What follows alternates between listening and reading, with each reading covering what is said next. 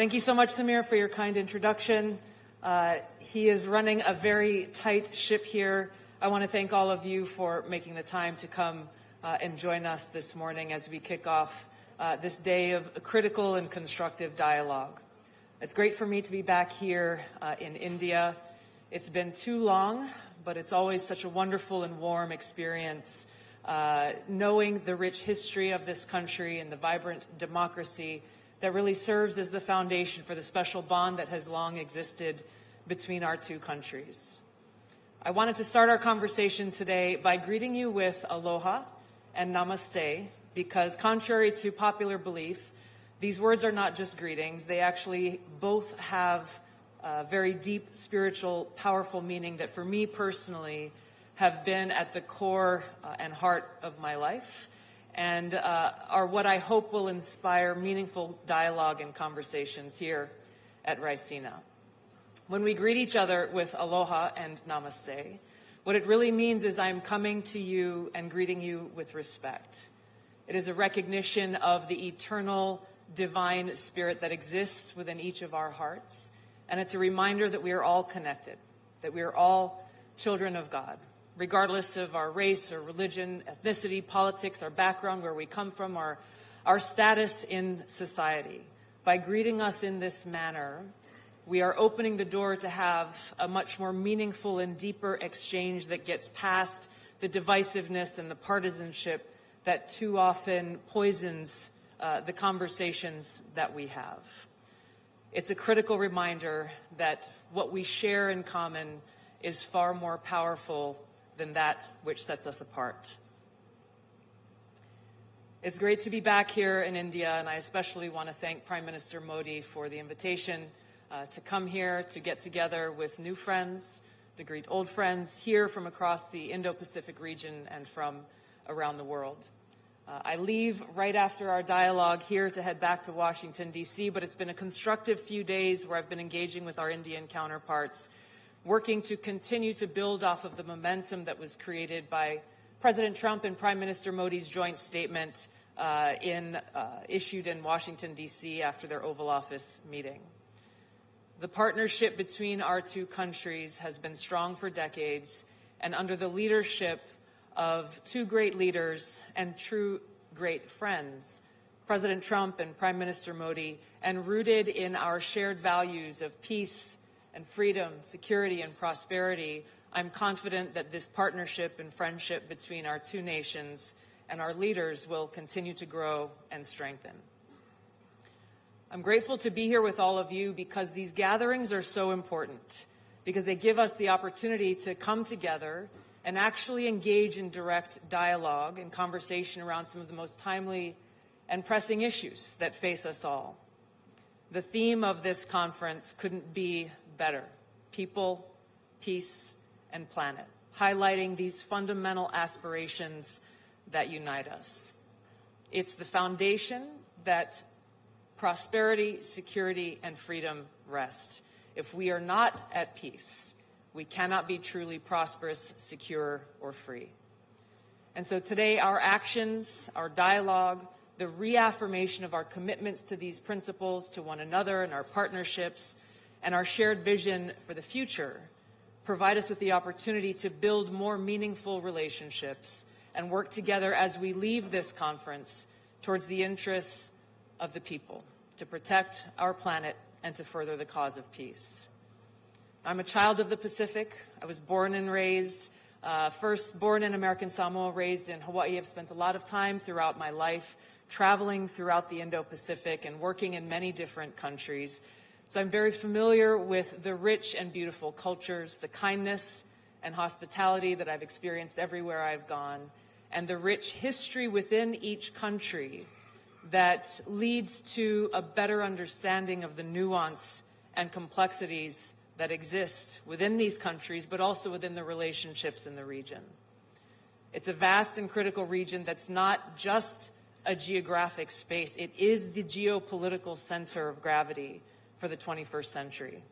So ensuring peace and stability here is essential to our collective security, our objective of economic prosperity, and our ability to work together to take on the great challenges of our time, and we must tackle these challenges together. Our ability to do so as nations, as leaders, as people, is critical towards achieving our collective goals. Unfortunately, we live in a time where war and conflict is being waged on many fronts around the world. The Bulletin of Atomic Scientists, founded in 1945 by Albert Einstein and Oppenheimer, has declared the doomsday clock to be 89 seconds to midnight, closer to the brink of nuclear catastrophe than ever before. So your focus again on peace, people, and planet is timely. It is times like this that call on leaders to stand up for these interests that affect us all and will affect generations who will follow. Unfortunately, as we've seen throughout history, simply calling for peace too often invokes attacks and smears. Perfect example is during President Trump's recent campaign for the presidency, he made it a pillar of his campaign to share his commitment to peace and to bring his leadership towards bringing about an end to the Russia-Ukraine war, to stop the killing, to prevent this risk of World War III and nuclear war. And for this commitment, he was attacked relentlessly, not only by his political opponents and legacy media in our own country, but even by those abroad. Despite these attacks and smear campaigns, the American people voted overwhelmingly for him to return to the White House and delivered a very clear message and mandate for peace, which he is carrying out as we gather here today. Now, these goals cannot be achieved by any one person or one nation alone. Our ability to make progress toward a peaceful, secure, free, and prosperous society must be done together, and it begins with us. Now, I want to share with you a few excerpts from one of the most powerful speeches that I've heard in my life that was delivered by President John F. Kennedy at American University in 1963 on this topic of peace. He said, quote, "First, we must examine our attitude toward peace itself. Too many of us think it is impossible. Too many think it is unreal. But that is a dangerous defeatist belief. It leads to the conclusion that war is inevitable, that mankind is doomed, that we are gripped by forces that we cannot control. We need not accept that view. Our problems are man-made, therefore they can be solved by man." President Kennedy goes on to say, "Man's reason and spirit have often solved the seemingly unsolvable, and we believe they can do it again." He says, "I'm not referring to the absolute infinite concept of peace and goodwill of which some fantasies and fanatics dream. Let us focus instead on a more practical and attainable peace, based on a series of concrete actions and effective agreements which are in the interest of all concerned. There is no single simple key to this peace, no grand or magic formula to be adopted by one or two power. Peace must be the product of many nations, the sum of many acts. It must be dynamic, not static, changing to meet the challenge of each new generation. With such a peace, there will still be quarrels and conflicting interests, as there are within families and nations. World peace, like community peace, does not require that each man love his neighbor. It requires only that they live together in mutual tolerance, submitting their disputes to a just and peaceful settlement." He closed by saying, "So let us persevere. Peace need not be impracticable, and war need not be inevitable. By defining our goal more clearly, by making it seem more manageable and less remote, we can help all people to see it, to draw hope from it, and to move irresistibly toward it." These powerful words were as powerful and true and relevant then in 1963 as they are today. In the United States, President Trump remains unwavering in his commitment to achieving peace through a strategy rooted in realism and pragmatism.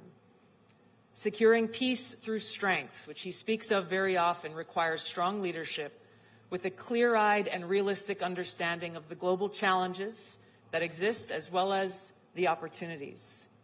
It requires a commitment to fostering cultural and economic ties that reduce the likelihood of an escalation to conflict, and a dedication towards reinforcing our mutual interests. It requires leaders have the courage to engage directly with both friends and adversaries alike, to increase understanding, to resolve differences, and to work to prevent an escalation to conflict.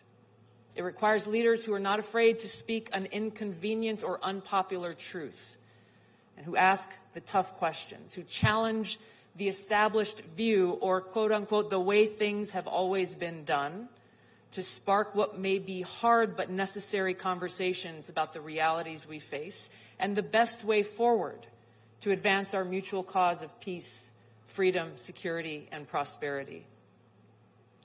So just as President Trump is committed to America first, putting the safety, security, and freedom of the American people at the forefront of his policies and his decisions, Prime Minister Modi is committed to India first. Prime Minister Luxon is committed to New Zealand first.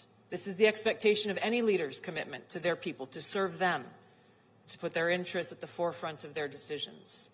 But this should not be misunderstood to mean that America first is America alone. The relationships that we build together are critical to advance our mutual interests. And it's why gatherings like this here at Raisina are so important, because it brings us together here, people from over 120 countries around the world, providing us a platform where heads of state, ministers, directors, leaders in business and nonprofits and strategic think tanks can actually come together in that spirit of aloha for robust dialogue and debate that will help us increase our understanding of one another. It is our shared values that will continue to shape the future of our partnerships and the world. And while we represent our own sovereign nations with unique perspectives and unique interests, by working together honestly, transparently, and strategically, we can ensure a more peaceful, free, secure, and prosperous future for our people and the world. Thank you so much. Aloha. Jai Shri Krishna. Thank you. Please join us.